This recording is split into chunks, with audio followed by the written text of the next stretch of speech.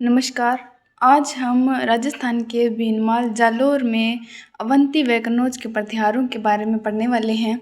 भीनमाल की इस शाखा को रघुवंशी प्रतिहार शाखा भी कहते हैं। हम बात करने वाले हैं सबसे पहले नागभट्ट प्रथम की, जिनका शासनकाल 730 ईस्वी से 56 ईस्वी तक रहा था। नागभट्ट प्रथम जालोर के गुर्जर प्रतिहारों का संस्थापक कहा जाता है। नागभट्ट प्रथम को नागावलोक, नारायण का अवतार, राम का प्रतिहार, क्षत्रिय ब्राह्मण, म्लेच्छों का नाशक, इंद्र के दंभ का नाशक व नारायण मेघनाथ का युद्ध अवरोधक तथा इसके दरबार को नागावलोक दरबार कहते हैं। इसने भीनमाल को चावंडों से जीता तथा भीनमाल, जिसको वेनसांग ने इसे पीलो मोलो कहा था, को अपनी राजधानी बनाया। इसके पश्चात इसने आबू, जालोर आदि को विजित किया तथा उज्जैन, अवंतिका कहा जाता है जिसको को अपनी दूसरी राजधानी बनाया। डॉक्टर दशरथ शर्मा नागभट्ट की राजधानी जालोर मानते हैं, तो जेसी घोष नागभट्ट प्रथम की राजधानी उज्जैन ही मानते हैं। तो आगे बढ़ते हैं। ग्वालियर अभिलेख के अनुसार नागभट्ट प्रथम ने मलेच्छ अरबी सेना को पराजित कर अपने साम्राज्य का विस्तार किया। अतः नागभट्ट प्रथम को प्रतिहार साम्राज्य का वास्तविक संस्थापक कहा जाता है। इसने न केवल अरबों को आगे बढ़ने से रोका, बल्कि अनेक शासकों को अरबों के आधिपत्य से मुक्त करवाया। जिनसे नागभट्ट प्रथम की जानकारी प्राप्त होती है, उन स्रोतों की बात करें तो पहला है ग्वालियर अभिलेख।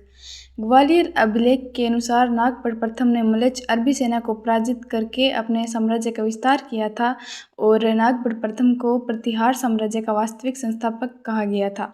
दूसरे स्रोत के बारे में बात करें तो वह है पुलकेशिन द्वितीय का ऐहोल अभिलेख। इसके अनुसार इसने न केवल अरबों को आगे बढ़ने से रोका था, बल्कि अनेक शासकों को अरबों के आधिपत्य से मुक्त करवाया था। तीसरे स्रोत के बारे में बात करें तो वह है संजन अभिलेख। अमोघवर्ष प्रथम के संजन अभिलेख के अनुसार राष्ट्रकूट नरेश दंतिदुर्ग ने हिरण्यगर्भ यज्ञ में नागभट्ट प्रथम को द्वारपाल नियुक्त किया था। विशेष तथ्यों के बारे में बात करें तो ध्यान रहे, ब्रह्म सिद्धांतों के लेखक भीनमाल निवासी ब्रह्मगुप्त ने भीनमाल में रहकर गणित संबंधी ज्ञान का प्रसार किया था। और यह भी विशेष तथ्य है, राष्ट्रकूट नरेश दंतिदुर्ग ने इसे हिरण्यगर्भ यज्ञ में द्वारपाल नियुक्त किया था। आगे हम बात करते हैं त्रिपक्षीय संघर्ष के बारे में। कन्नौज के लिए गुर्जर प्रतिहार, पाल तथा राष्ट्रकूटों के बीच संघर्ष हुआ करता था, जिसे त्रिपक्षीय संघर्ष कहते हैं। यह संघर्ष वत्सराज के शासनकाल 775 से 800 ईस्वी से प्रारंभ हुआ। नेक्स्ट हम वत्सराज के बारे में बात करने वाले हैं।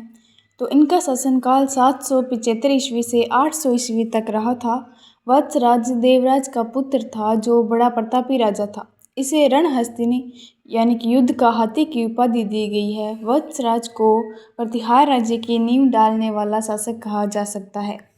वत्सराज के समय कन्नौज उत्तरी भारत का प्रमुख केंद्र बनता जा रहा था, अतः कन्नौज पर पाल वंश, दक्षिण के राष्ट्रकूट वंश व गुर्जर प्रतिहार वंश के शासकों की नज़र थी। कन्नौज को लेकर गुर्जर प्रतिहार, पाल एवं राष्ट्रकूट राजवंशों में संघर्ष हुआ, जिसे त्रिकोणीय या फिर त्रिदलीय या फिर त्रिपक्षीय संघर्ष कहा जाता है, जिसमें राजपूताना के गुर्जर प्रतिहार वंश के शासकों ने भाग लिया।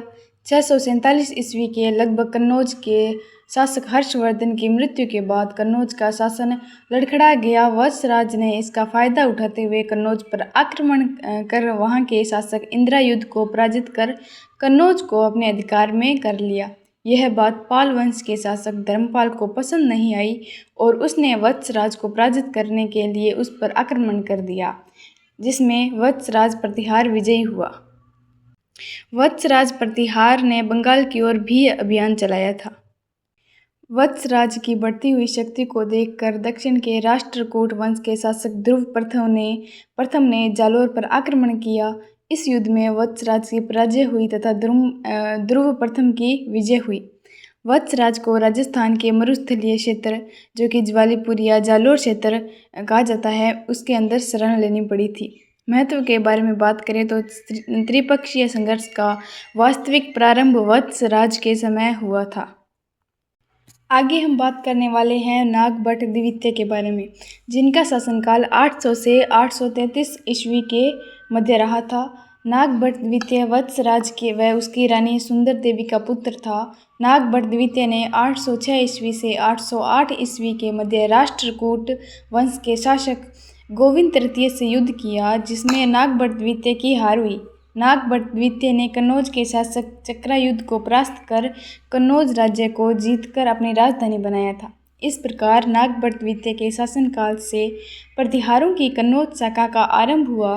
कन्नौज का शासक चक्रायुध पाल वंश के धर्मपाल का आश्रित राजा था, अतः धर्मपाल ने नागभट्ट द्वितीय पर आक्रमण कर दिया। इन दोनों के मध्य मुंगेर का युद्ध हुआ, जिसमें नागभट्ट द्वितीय की विजय हुई।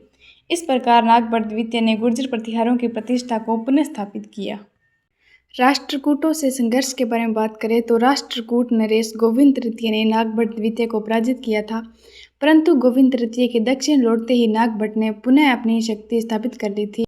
वत्सराज ने जालोर के समीप ओशिया में जैन एवं हिंदू मंदिरों का निर्माण करवाया और भारत का प्राचीनतम सूर्य मंदिर बनवाने का श्रेय भी नागभट्ट द्वितीय को दिया जाता है। महत्व के बारे में बात करें तो कन्नौज को प्रतिहार साम्राज्य की राजधानी बनाकर उत्तर भारत में प्रभुत्व स्थापित किया था। आगे हम बात करते हैं रामभद्र, जिनका शासनकाल 833 से 836 ईस्वी के मध्य रहा था। रामभद्र नागभट्ट द्वितीय का पुत्र था। इसका शासनकाल बहुत छोटा, लगभग 3 वर्ष का रहा था। इसके शासनकाल में पाल शासकों ने कुछ क्षेत्रों पर पुनः अधिकार कर लिया था। प्रतिहार साम्राज्य की शक्ति में कुछ कमी आई थी। और महत्व के बारे में बात करें तो यद्यपि इसका शासन बहुत छोटा था, लेकिन इसके बाद आने वाले शासक मीर भोज के लिए आधार तैयार हुआ था। Thank you.